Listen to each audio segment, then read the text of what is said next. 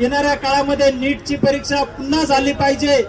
जे जे लोक या पेपर फुटीमध्ये सहभागी आहेत त्यांना कठोरात कठोर शासन या ठिकाणी झालं पाहिजे, असं की परत त्या भारतामध्ये कोणते पेपर फुटायची डिरिंग कोणी केली नाही पाहिजे, अशी आम आदमी पार्टीची भूमिका आहे। आम आदमी पार्टी शासित राज्यामध्ये कधी तुम्हाला पेपर फुटीचा आढळणार नाही। हे फक्त भाजप शासित राज्यामध्ये होतं पेपर फुटीचं। आधी फक्त सरकारी नोकर भरतीसाठी व्हायचं, आता या नीटचं झालं, आता इथून पुढे इंजिनिअरिंग असेल, कोणत्याही कुठे तुम्हाला स्पर्धा परीक्षा असतील किंवा एंट्रन्स एक्झाम असतील, सगळीकडे या पेपर फुटीच्या माध्यमातून फक्त यांच्या या ठिकाणी तुम्हाला शिक्षण घेताना दिसतील।